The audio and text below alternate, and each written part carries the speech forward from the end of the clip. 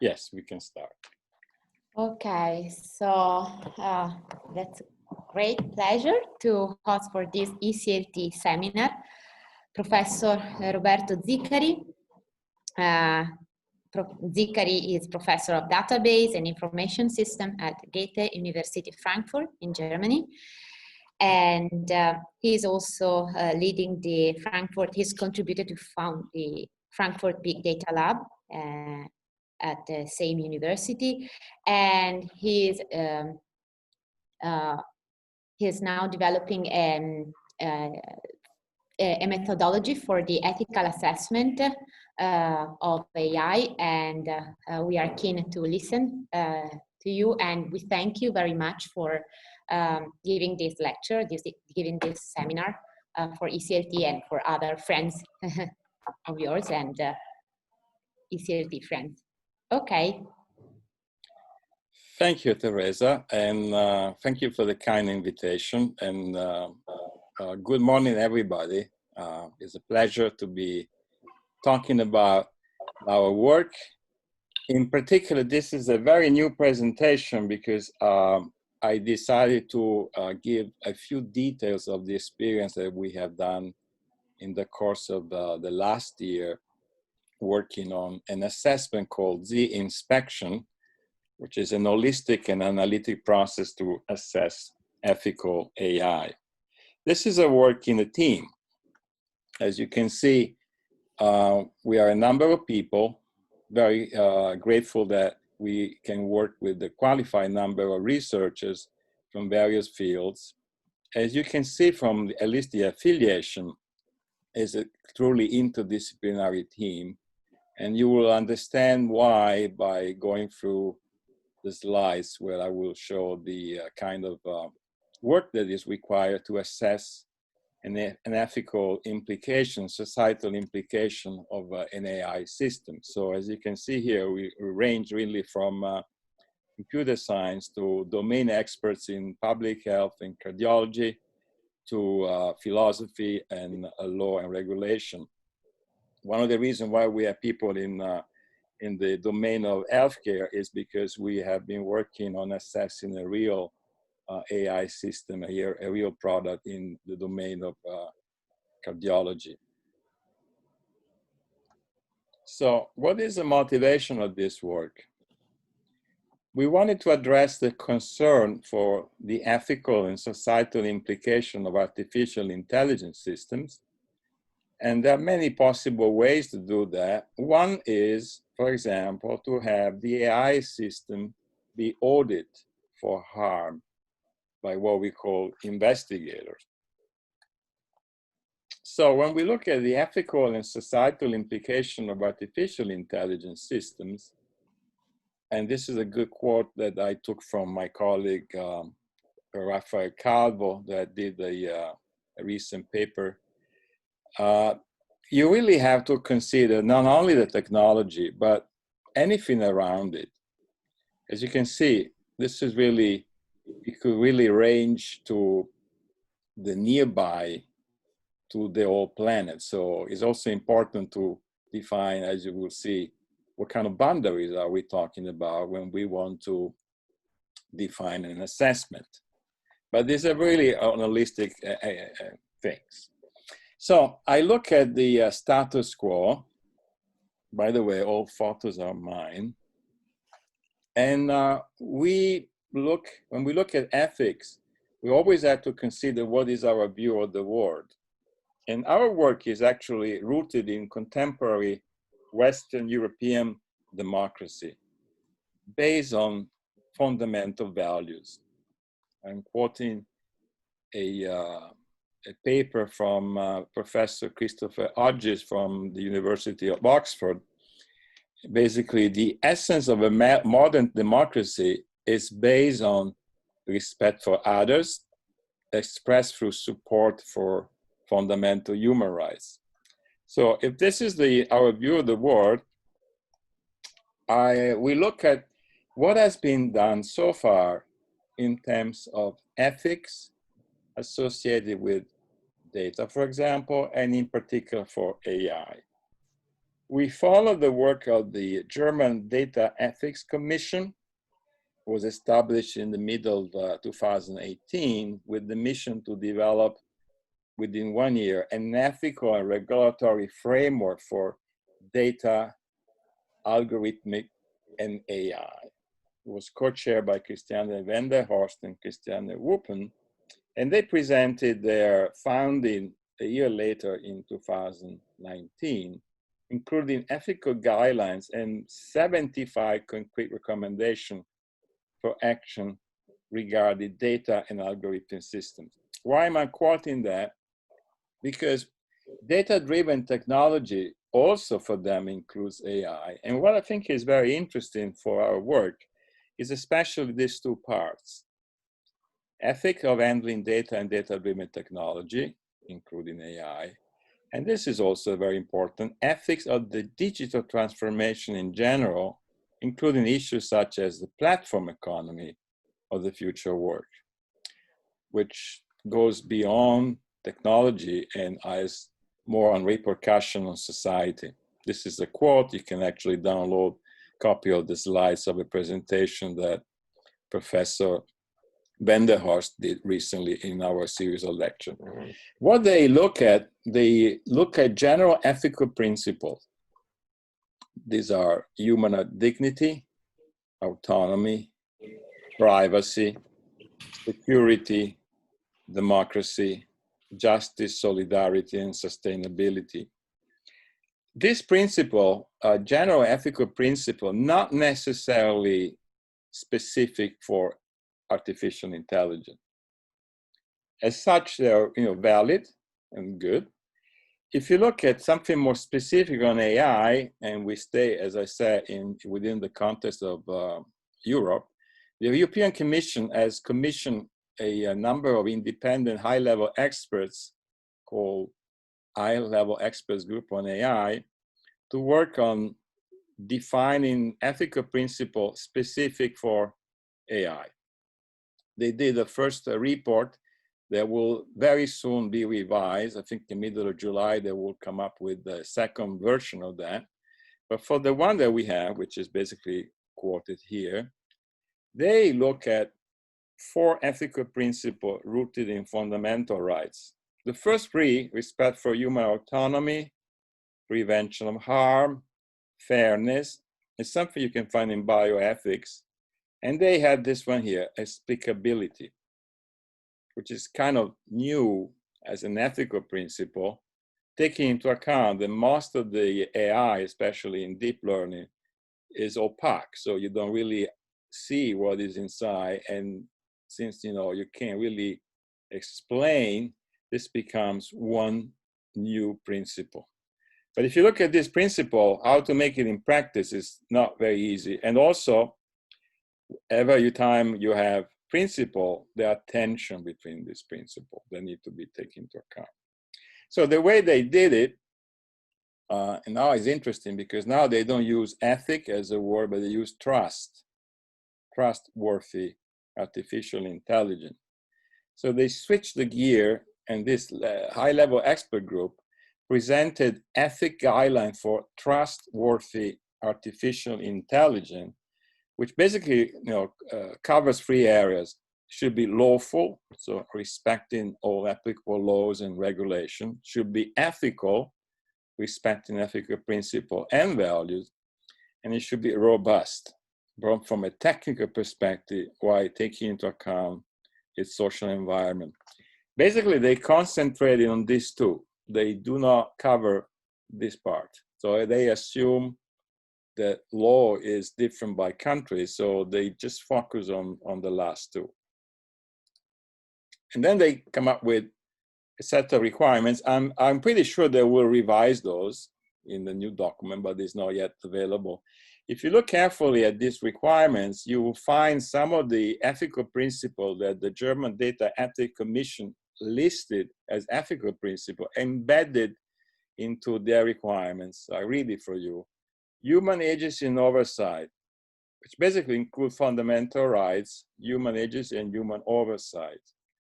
Technical robustness, safety, which is easier to understand. It includes resilience to attack and security, accuracy, reliability, reproducibility. Privacy and data governance. Transparency, interesting because they use the word transparency, and explainability, which is the ethical principle, end up being here, because explainability and transparency are two different concepts. I can explain without seeing, and transparent means I need to be able to see, for example, the code, the model, and other elements of the machine learning, for example. Diversity, non-discrimination, fairness, which includes all kinds of unfair bias and stakeholder participation. Then it gets kind of general, societal, environmental well-being, including sustainability, environmental friendliness, society, and democracy. Democracy was actually listed as a top ethical principle by the German Data Commission, so you end up being here. And accountability, including auditability, trade-off, which is basically what we are working on. This is the document. So, looking at the literature, there's been a number of proposals also worldwide. One can cluster all these concepts in what we call conceptual clusters. And if you look at this list, you can cluster bias, fairness, discrimination in one cluster, transparency, explainability, sometimes called intelligibility, interpretability in one, privacy, responsibility, accountability, safety, human AI. And then it gets an interesting option of various indicators that not everybody agrees upon: uphold the human rights and value, promote collaboration, acknowledge legal and policy implication, avoid concentration of power, contemplate implication for employment. So this is, is like the summary of what is the status quo. And not everybody agrees on that. And also depending on the geography, the political context, they might have different focus. So there's a gap. The gap is really to put all this ethical principle into practice. Practice means evaluating a real AI system, looking for the benefit and the harm, resolving the tension that you might have discovered, and understand if you have a gap in the technology or in the impact of this technology on society and in general on the public. So as far as I'm concerned, there's been no work, or at least not that I'm aware of, really putting this into a real practice. That's why we started almost a year ago, actually a year and a half ago, a methodology we call Z-inspection. You'll see it's called holistic and analytic processes to assess ethical AI. We actually integrate two well-known approaches: the holistic, which is trying to grasp the whole without consideration of the various parts. And then you zoom in, is an analytic. You consider each part of the problem domain. You can also see the other way around. If you start with a component, you can zoom out and then you become holistic. And the inspection, as far as we know, is the first process that combines the two approaches and can be used for a variety of domains, such as business, healthcare, public sector. Of course, tune it because each domain is different. So how do we know what are the benefits versus the risk of an AI system? Well, since there was not really much work done before, we did it by learning using a real case. So we use our inspection and help us to refine the inspection, assessing a real AI-based medical device for enhancing decision-making in cardiology. That's why we learn some of the challenges. So our process is really what we call an orchestration process. So the core idea of our assessment is to create an orchestration process to help teams of skilled experts to assess three things: the ethical, technical, and the legal implication of the use of an AI product or service within given context. Context is very important. Since there's been a lot of proposal of possible checklist, software tools for checking machine learning, verification framework, even possibly list of indicators. Our idea is we're not trying to lobby, we're not trying to influence consensus on the high level. We take those and try to plug them into an orchestration process where we could basically assess using a number of checklists, existing tools, but really the important thing is to identify first the impact of this technology within the context. So why do we want to do that? Well, there are many reasons for that. One is to help decision-making process to assess if the use of the AI is appropriate. Well, it's a help. We are not making the decision ourselves. So we're giving more factual information for whoever is making a decision. Obviously, in the process of assessing, we could help minimizing the risk. Risk is what companies tend to look at, because obviously risks are having a consequence. You could have a legal consequence, you can have an economic consequence, you can have a image consequence. So minimizing risk is kind of a reactive. You don't want to have an AI that is harming, and you want to minimize the risk. The third is more related to us, to the citizen, helping establish trust. If I don't trust something, even if it's good, I'm not going to use it. So, but trust is a very difficult concept.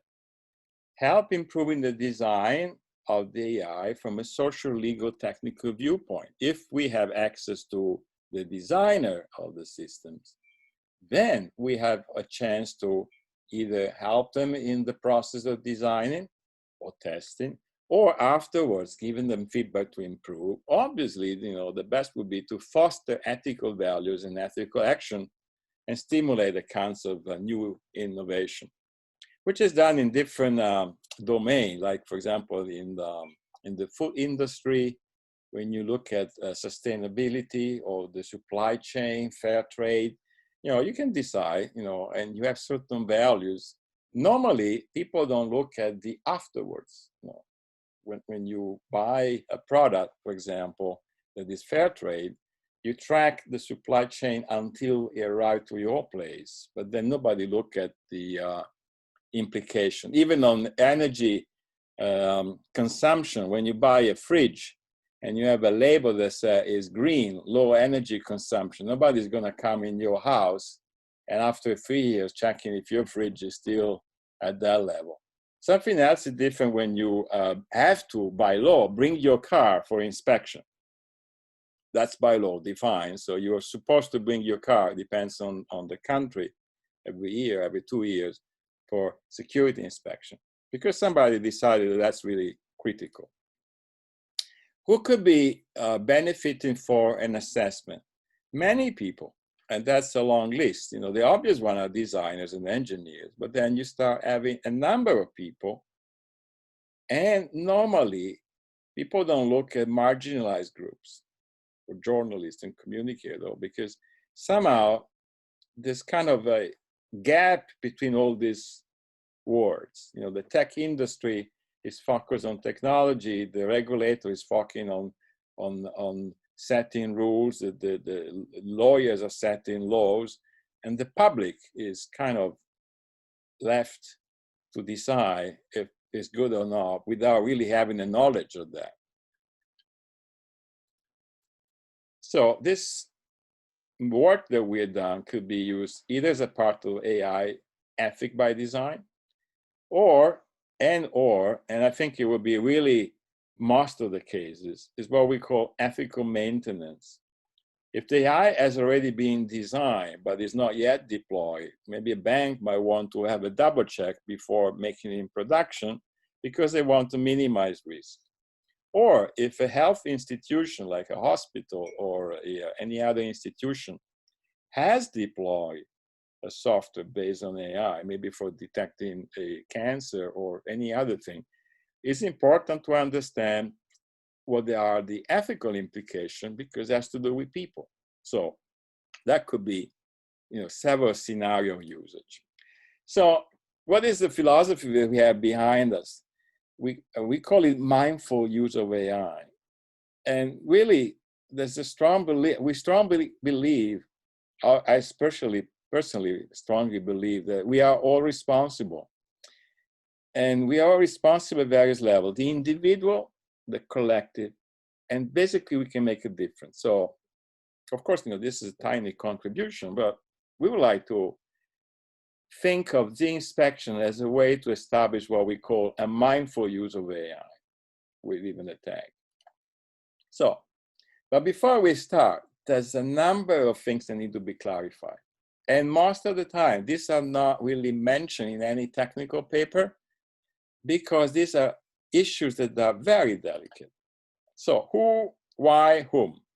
These are the three questions. So before we start any inspection, I would say, but in particular our inspection, we want to have like a checklist for understanding the purpose of all of that. So who requested inspection? Why carry out an inspection? For whom is inspection relevant? Is it recommended or required? At the moment, it's not mandatory. Maybe in a couple of years' time, Europe will mandate a certification required. But for the moment, there is a possibility to decide. What are the sufficient and necessary conditions that need to be analyzed? How to use the result of the inspection? Obviously, there are different ways. You can do verification, certification, sanction. And this is, I think, a strong statement. Ensure no conflict of interest between the inspector and the entity organizing to be examined. Even ensure no conflict of interest between the inspector and vendor or tools or toolkits or frameworks or platform to be used in the inspection or being inspected. And third, assess potential bias of the team of inspectors. Because if the inspectors are biased, then the assessment is biased. You see, it's not only machine learning or deep learning, it's people. So is the goal if all the three are satisfied? Is a no-go if one and three are not satisfied? And if you have a problem with the vendor, you should not have this vendor or this technology vendor-dependent part of your assessment. Very strong statement. You will remove a number of possible self-assessment, for example. Self-assessment is a strong position for tech companies, but when you do a self-assessment, this is not, there's a conflict of interest per se implicit. What to do with the assessment is another important thing, is will be shared, public, will be kept private, and if it's kept private, then ask yourself the question, why? There's also a very important question, why you want to keep it private, because that probably is something that you don't want to show. Obviously, this issue is also related to the definition of the handle of intellectual property, and I will talk about it later because that's very relevant. Anyway, so this is really responsible use of AI. And then you end up getting into an area which is political and institutional. And here are a couple of important points. AI, context, trust, ethics, and democracy, they kind of connect to each other. There is a recommendation from the German Data Ethics Commission that I'm quoting here that said there is a need of examination of the extent to which the function of the system, it could be the AI, can affect the function of democracy, fundamental rights, secondary law, or the basic rule of law.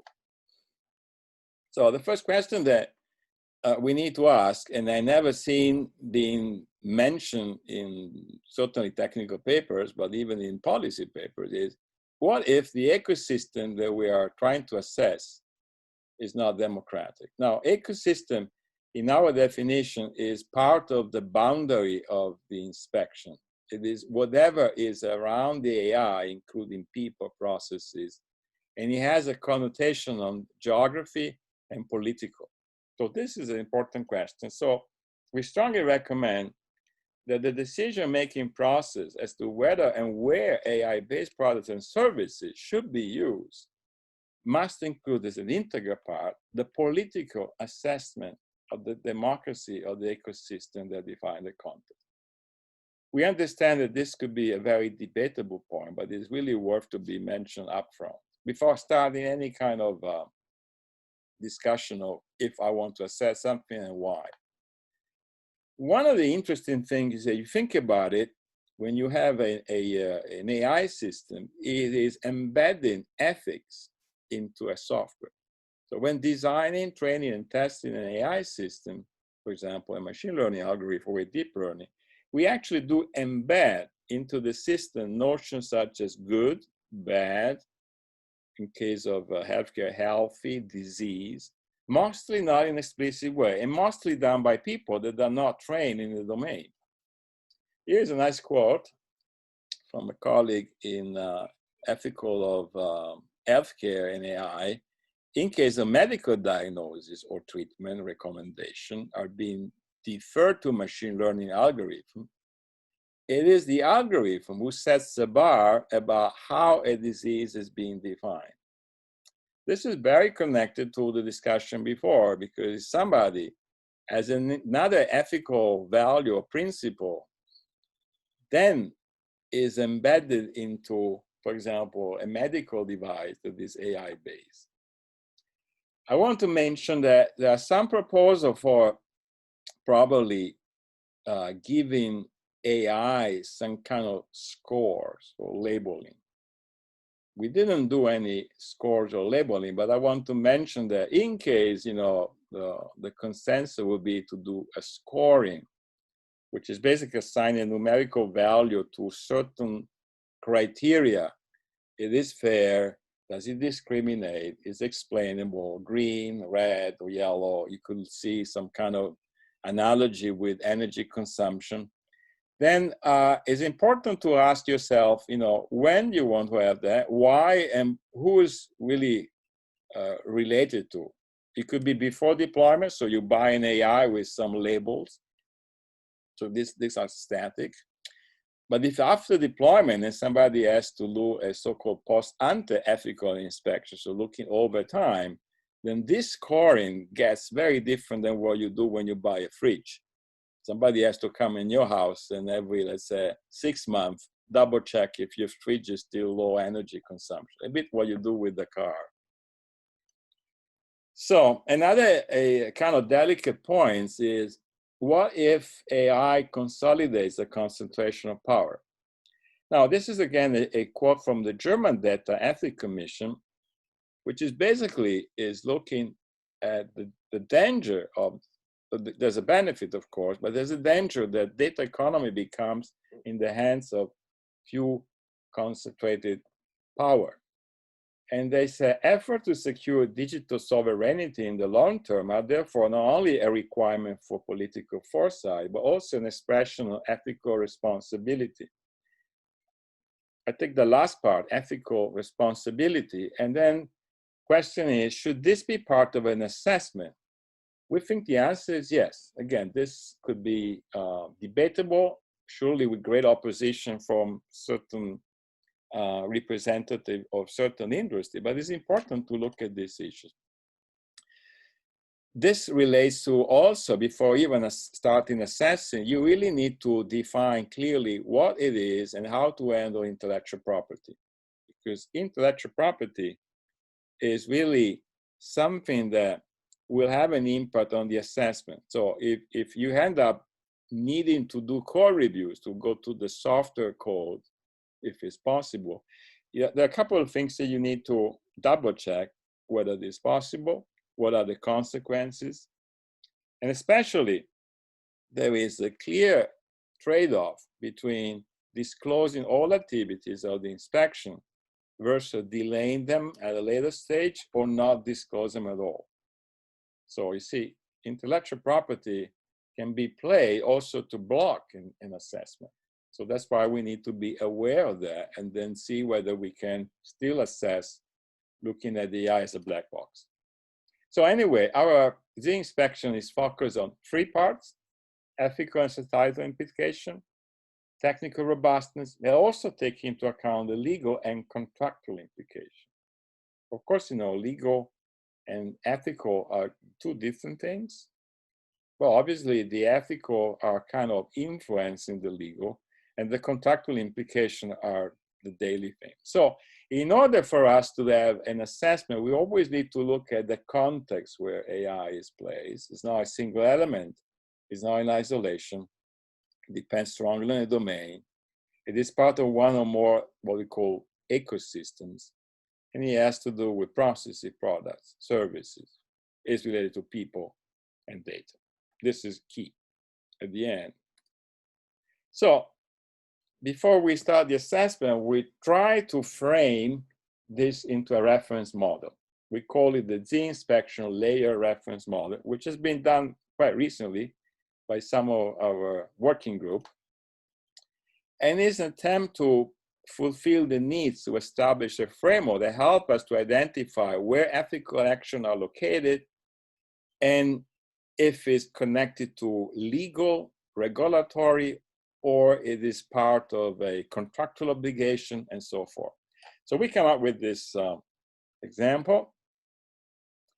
Actually, one of our team members proposed that, which is quite useful because you can see you have various levels. The bottom here is the legal and regulatory layer, which is a must. So obviously depending on the geography and the country.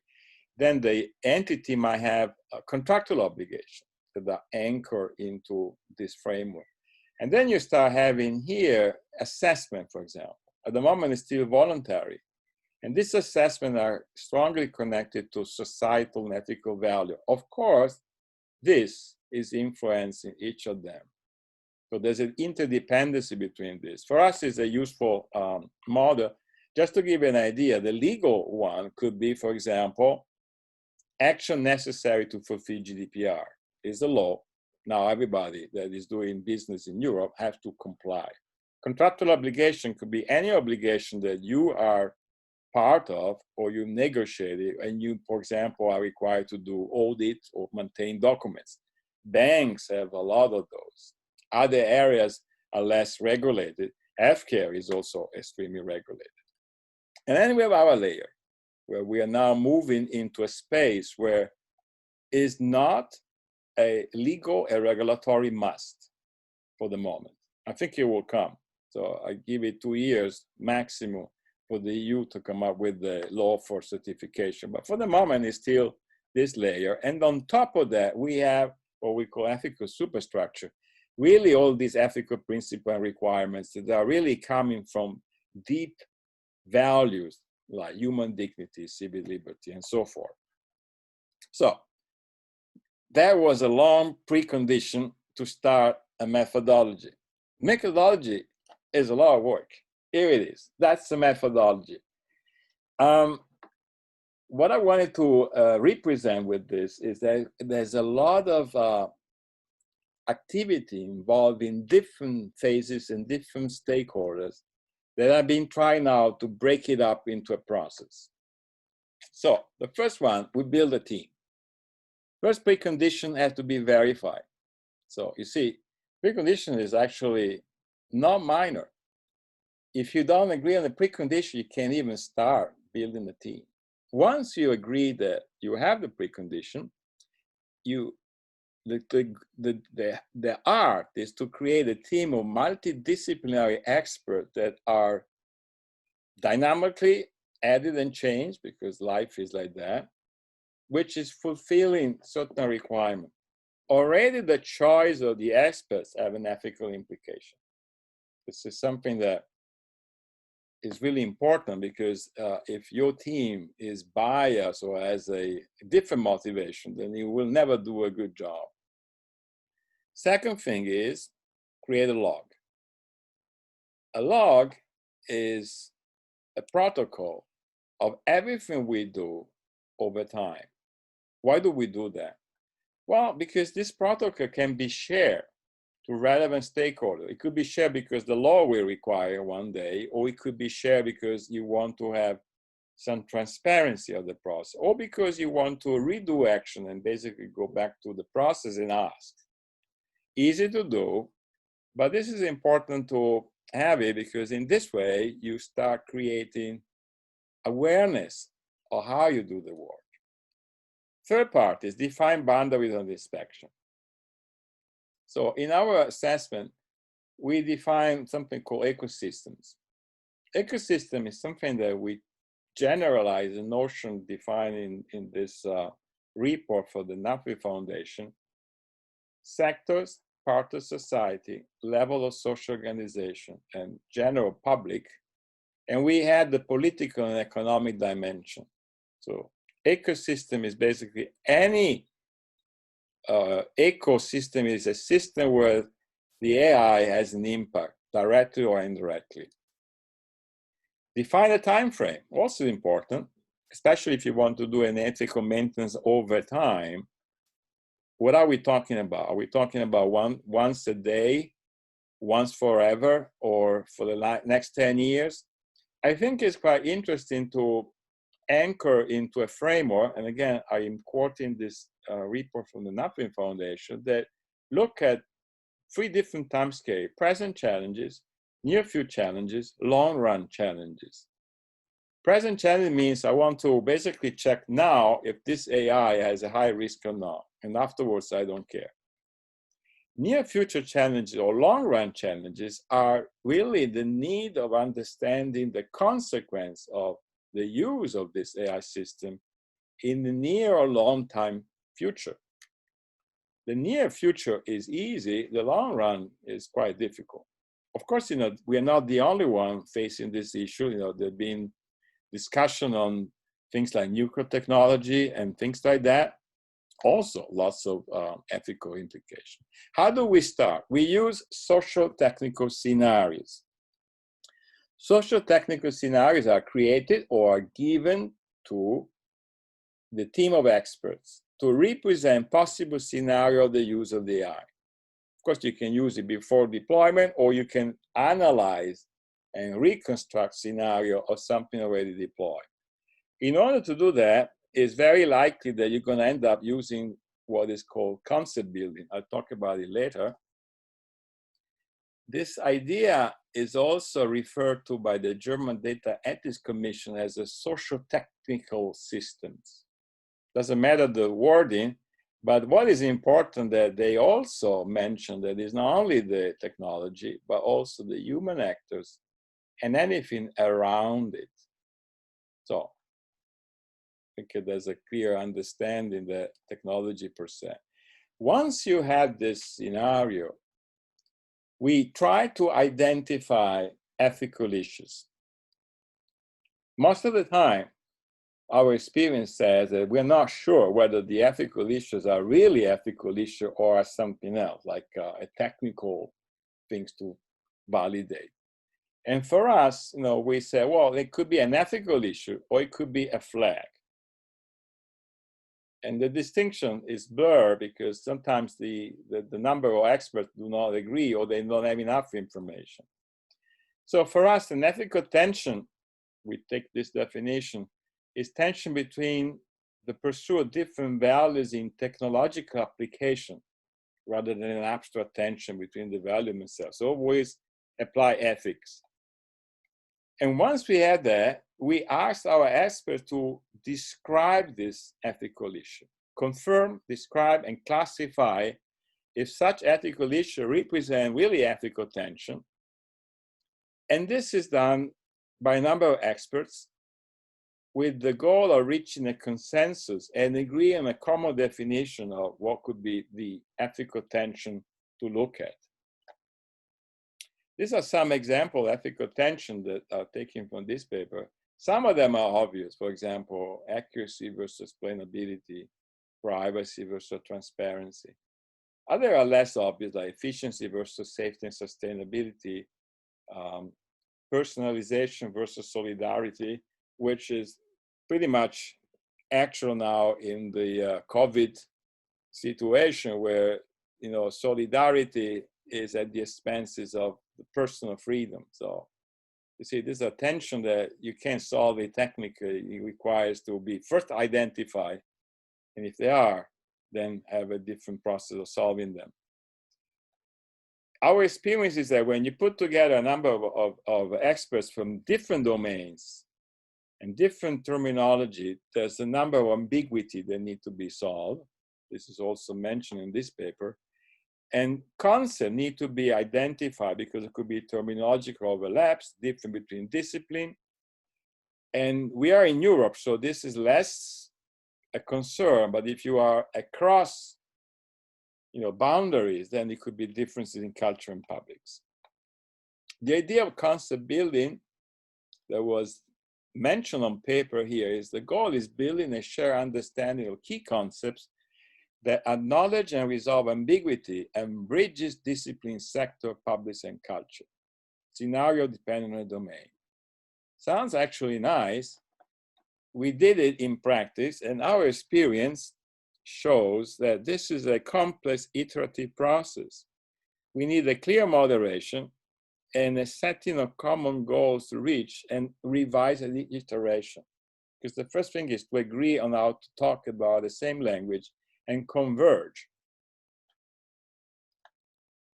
So this is some of the reason why you want to do concept building. You clarify ambiguity, you try to bridge discipline, sector. Public is quite difficult because if you want to even involve the public in different culture, then is becoming very involved, and also managing disagreement and building consensus. So not an easy work, by the way. Let me go back. The choice of the experts to do that has an ethical implication. So once we have identified those, and there's a process for that, there's still a gap. Because now we have, ethical issues, and now you have requirements like fairness or explainability or safety or whatever. So there's a need of mapping this tension into areas of investigation that can be deeper, maybe evaluated. That's again a process per se.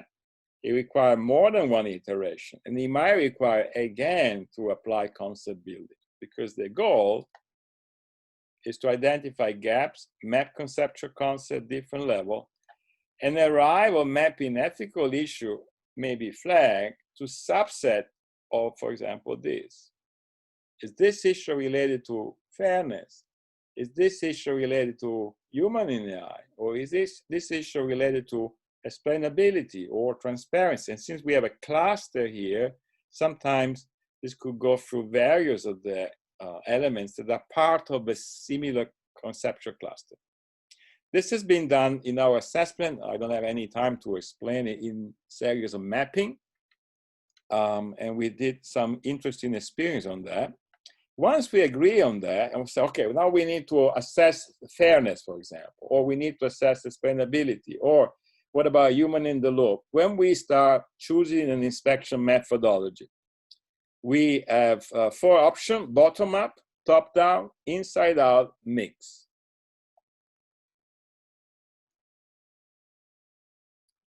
You need to start. So basically, either you start very small, you start very big. So what does it mean? We need to create layers.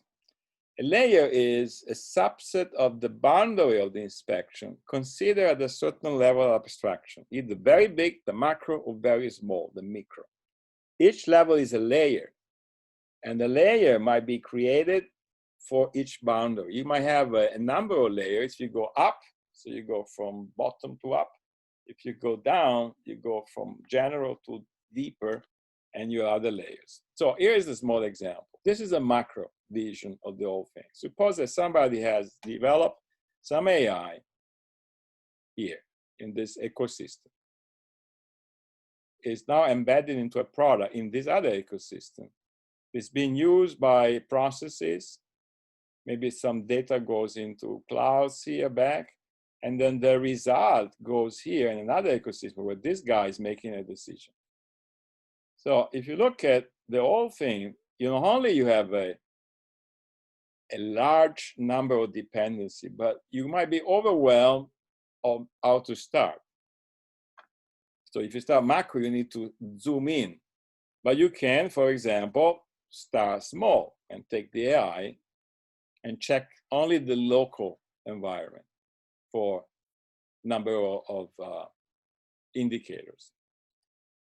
Now, what is interesting that if you do that and you check locally and you set check, this is like fair, or this is explainable, or this is secure, it doesn't mean at all that the whole thing, the whole ecosystem that is connected is neither trustful, is fair, nor explainable, and whatever.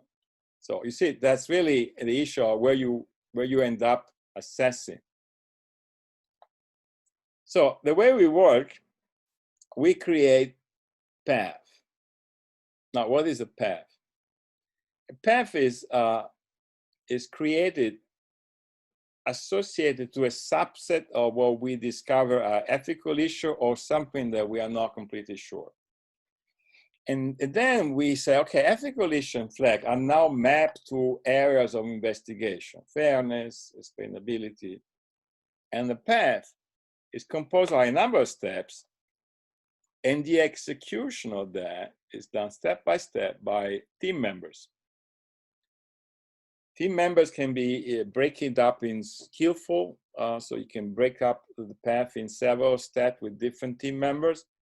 And the path can be executed either in the context of one layer, so you stay at the same level of abstraction, or you can go deeper. For example, you go to code, or you can go higher to see, for example, the entire picture.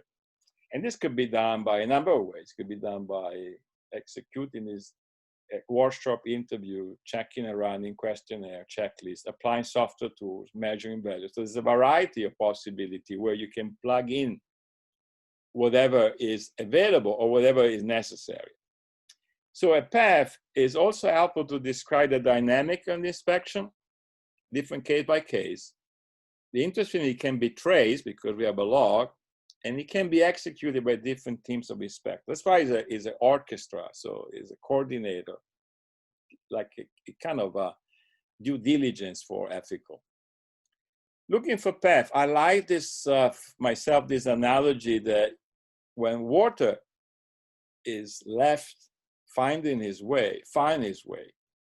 So you could start with predefined path, like, I want to do fairness, you have a checklist, or you can start in a random way and associating verification, discover missing parts, for example. So there are many ways to do that. There's not only one way. The strong one, the easy one is to do a checklist, but checklist is very limited because it doesn't really give you the possibility to investigate.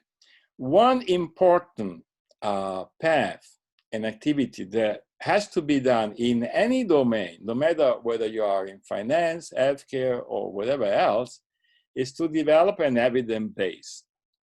That's especially important in healthcare when you have a product and you have claims. My product claims to be able to detect risk of a heart attack. Then you need to figure it out whether these claims are rooted into scientific evidence. Now, this is an interesting experience we've done because at the beginning, very naive, at least me, I thought it was an easy process. We ask a bunch of experts, they point you to a number of published papers, and that's it. So this would be, in theory, and this is also quoted from this paper, is to understand what is available that gives you a rooted evidence. The experience, actually, that's the difference between practice and experience.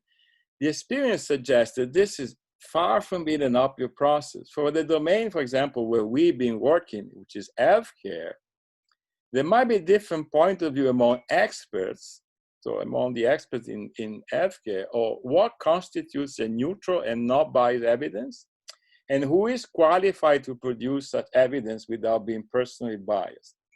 So for example, if you have a product like we have been assessing in cardiology, the first impression was, well, if I have a cardiologist as an expert, I have an expert that can give me evidence. But when I have in my team a professor of public health that tells me cardiologists are biased and there is an ongoing discussion in medicine of who is actually in charge of giving evidence-based, then you start understanding that already the discussion of how to develop an evidence base is an issue per se, which is extremely important, because then you can do a pre-check. Before even going to analyzing the software, you can do a pre-check and consider the AI like a black box and say, okay, at this point, we have understood the ethical issue, we understood the evidence, and now we can say, we don't think it's appropriate to use it, or we really need to have some modification. And you don't have to go even deeper. This could be one way. If you want to go deeper, then there's many things you could do. And obviously I don't have the time to go through the details. Here is just an example of a list. In my slides, I have an example of fairness, just to give you an idea. Maybe I do it in a couple of minutes. Suppose you want to assess fairness of a medical device. So this, like we did it for this predictive risk of cardiovascular disease. Is that fair? That was the first question that we wanted to address.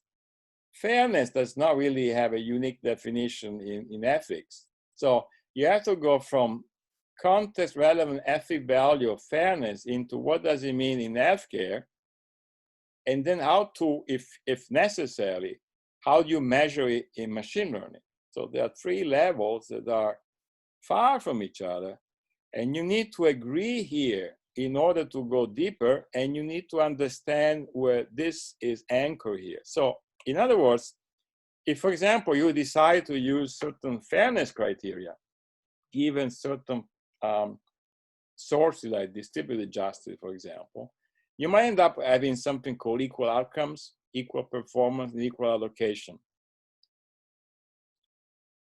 At the domain of healthcare, you can start having tension by looking at these three things. But if somebody is asking them the specific question, is this software able to do an equal outcomes?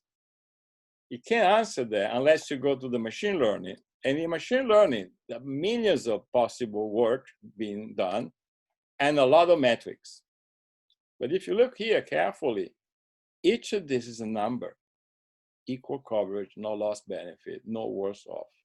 You look at some of the tools that are available and you see 0.7 for no lost benefit. And if somebody in the domain of healthcare has no idea, and not to mention somebody in policymakers. So there's really a reconstruction of numbers to go higher and a well-known trade-off that cannot be solved technically.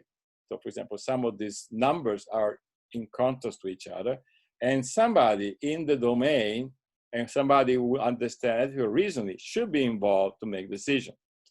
So, and you might not even trust these numbers. So then you go back to not trusting the entire ecosystem. This could go in interactive ways, and somehow we need to arrive to a stop. And when you stop, and I'm almost finished now, when you iterate all this investigation, then you might reassess what are really the ethical issues and maybe discard some of them, revise them, and basically keep on reiterating until you finally arrive to the list that are the final one. And then you need to make decisions. A useful classification, I take it from this paper, is to understand, is really an ethical dilemma that cannot be solved in any way, certainly not by technical means, or is a false dilemma that can simply be solved because we didn't understand it, or it is in practice because we don't have the constraint, the budget, the time, the resources to do it. So already understanding that, you can then do things. If you like to do scoring and labeling, you can use some labeling that maybe somebody has come up. You need to address some result tension. Certainly you might want to give a recommendation. And if you're part of the decision making, you can try to make a trade-off, and optional. If the AI is there to stay, you might want to start what we call ethical maintenance that we're working right now until decommissioning, until the AI disappears. And basically the trade-off is really appropriate, need to change something, not good, you need to redress. Last two slides. The whole thing, if you do it in a proper way, you might end up analyzing the context of a much larger environment than the AI. And this could raise issues and resistance, for sure. So I'd like to thank a number of people. These people gave us, in various presentations, draft of papers, valuable comments and feedback. Here is a little story. This presentation, I was supposed to be giving it live in Venice in, I think it was in March. Obviously it didn't work out because, as we know, the situation has changed. So what I did, all the photos are mine, and I took some of the photos are from Venice at the Biennale in 2019, except one photo, which is the heart, which is one of my favorite, which is from my daughter, Carla. With that, I'm finished. I'm happy to answer any question you might have. Thank you. So thank you, Roberto, for this interesting and really great talk. And thanks also for adding new details. That was really great. So I would like to just have a look at the chat. I'm sorry because I had an issue. Oh gosh, with the previous account. So I just get out and enter with my personal account, and I saw there was a question before, but I cannot see now. It was, if I remember well, the tensions that might be between these ethical requirements and other business needs. But I would ask the person who, I'm sorry, or anyone who can read I can read it myself, okay, because yeah, I think it's from Sirvent Hien Emily, and she said, did you consider also the tension between ethical inspection and other business deliverability roadmap? I'm not sure completely I understand the question, but certainly our ethical inspection is influenced by a number of other similar things, like, for example, due diligence. The number of due diligence that are well known.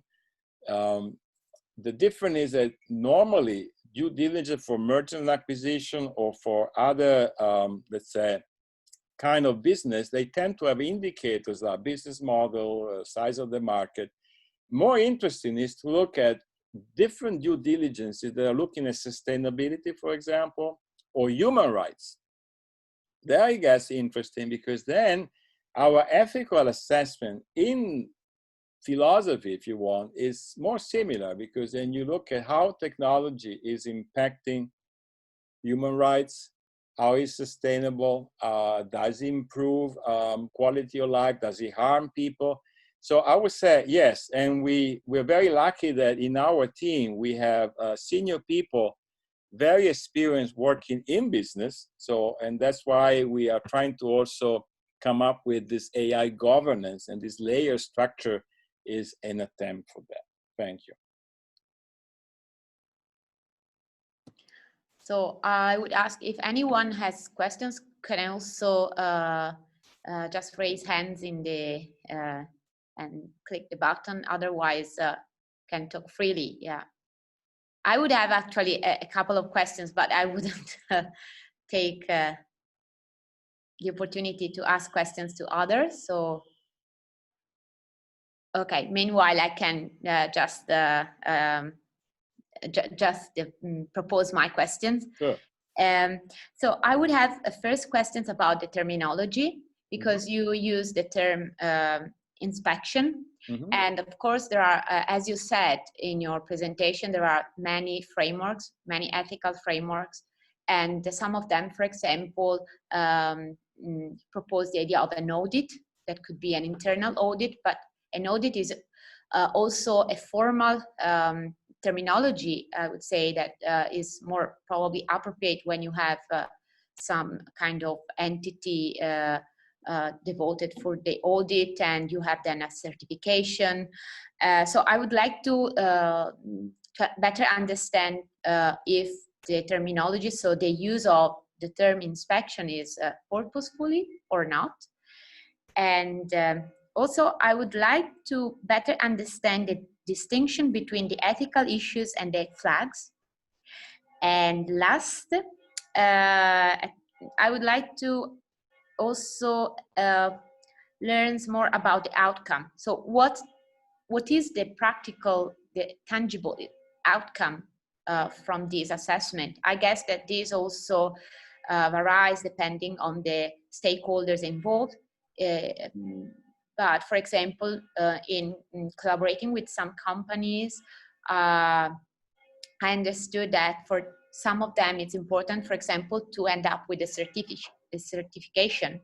So just to certificate that they underwent, for example, an assessment, and they are okay with respect to certain requirements. So I would like to better understand what's your opinion, or at least what's your methodology proposes for the outcome.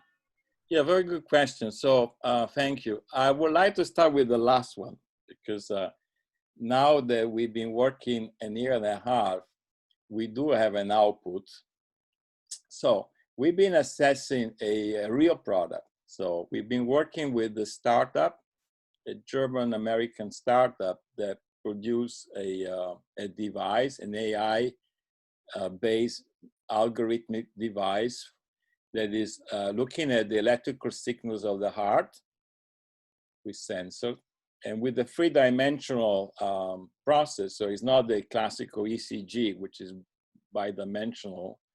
They are able, or they claim to be able to detect risk of cardiovascular diseases that you cannot detect with the classical ECG without being invasive. Now, the gold standard of cardiovascular disease is something called angiography, which is an invasive procedure where you have to put something in the heart, which is something you don't want to do unless you're really sure that you really have a problem. And then you know with 100% accuracy if you have an issue with your heart or not.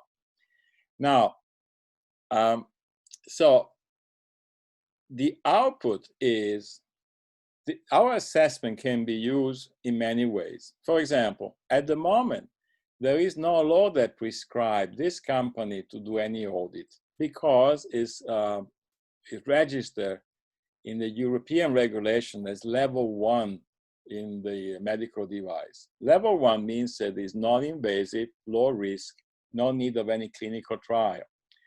Law might change, and likely all of these devices will end up being level 2, where they need to do a classical clinical trial, but they don't need for the moment to do any clinical trial. So they're perfectly legal.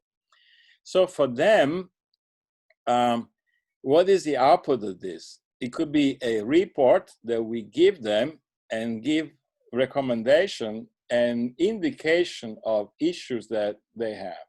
We have no legal binding and we have no contractual binding to change anything. But obviously an inspection like ours could be easily used in one day where, for example, a certification will be in place, or you need to certify something before deployment. Or if somebody is doing like a regular check, like with the car inspection, this could be done orchestrating teams. So basically, we are very flexible. So the output could go from an internal self-assessment to and we are neutral. So at least it's not done by them. It's done by somebody neutral, which is still different, in my opinion. And it could be several different things. It could become even a service. Like if it's ethical maintenance that you need to do maybe every 6 months or every year, it could become a standard way. But we are following what the law will be, and also we're following what the European Commission wants to do. So that is answering hopefully the last question. I think you have to remind me what was the first question was why we use the word. The other was the distinction between ethical issues and flags. So if there is any, Okay. Oh yeah. And the choice of the term inspection instead of other more formal terms like audit. Okay. So I start with the distinction between what we call ethical issues and flags. So it's easy to, in theory, say, well, you look at the several scenarios in AI, you look at the stakeholder, patient, doctors, cardiologists, and the healthcare institution, and you come up with a list of ethical tension. The problem is that most of the time when people with different backgrounds look at the use, they might come up with questions like, is that accurate? Or does it discriminate people? Or does it explain to the patient that this is done in a certain way? And it's not clear that these are ethical tension. They could be something else. They could be, for example, a technical issue. Is that safe? So when we don't know, we tend to make this fuzzy distinction between flags, something that we want to investigate further, but we don't know exactly what it is, and something that we identify as a clear ethical tension. And in the process of doing all this iteration, hopefully we clarify what can be solved technically and what has to be brought up to a higher level as a trade-off between ethical values that cannot be really solved by looking simply at a fairness parameter in machine learning. So that should give you a context of the second question. The first question on why did we use the term inspection? We didn't really think too much about the meaning, because where you inspect something, you still investigate. An audit is a formal process that is anchored to legal and contractual. We don't have that at the moment. So there is no a requirement from the European Commission to do an audit. So with all the documents. So I think we use a term, we could use it also assessment. So I think it's the same. So it's not a formal audit like, for example, in banks, because then you have already a completely, and I think we might follow the development and adapt to whatever is coming up. Hopefully this gives you answer to the 3 questions. Yeah. Thank you. Thank you. So are there further questions? Not that I see from the chat. Yeah. If somebody has a spontaneous one, they can unmute themselves and also ask them directly. Okay, another quick, sorry, so when you talk about the protocol, the logs of the progress, of the process, so you mean a documentation? You mean that the whole process should be documented, or do you mean something more specific? For the moment, we mean a documentation of the action, results, and decision made over time.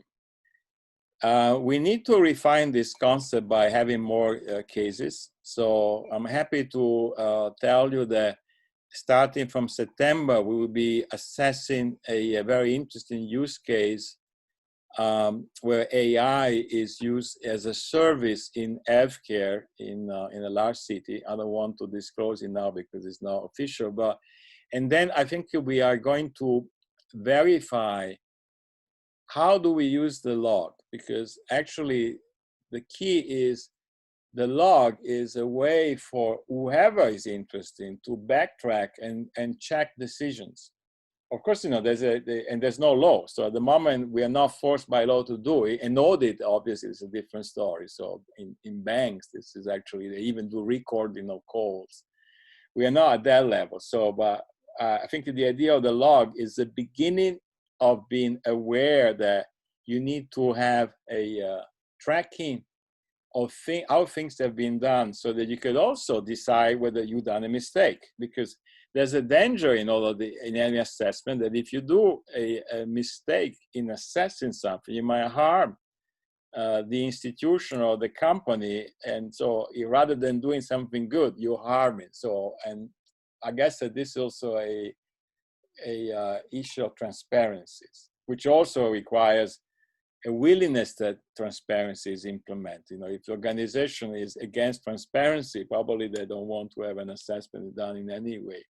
Public institution, governments, I think eventually they might end up having that as a mandatory requirements. But again, there's no, I would say there's no law. Somebody is asking a question. Shall I read it? I think it's Christina is asking, what is the easiest way to follow progress on your research? You have a website or social media you post on regularly? The answer is yes, we have a website, but we are now progressing in submitting something for publication. So all our work is common creative, so it will be published in that space. So, and we have a LinkedIn way of promoting. So if you're interested, please get in contact with me, and I'm happy to direct you to the various channels.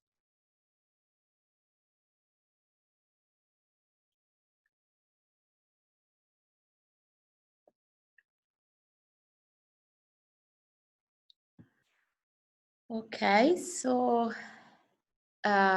it's 12:11. So I don't know, but if there are no other questions, maybe we can close here. I would like to thank again Roberto, and hope, yes, we can keep in touch even with ECLT and with the work we are doing in AI for you, because I see many connections. And yeah, and thanks for, yes, organizing everything. Okay. Thank you for the invitation. Okay. And I wish to everybody that attended an excellent day. And if you're interested to follow up on our work or even participate into some of the work we do, please get in contact with me. We'll be happy to discuss. So okay. Thank you. Thank you. Bye. Grazie. Bye. Ciao. Bye bye. Thank you.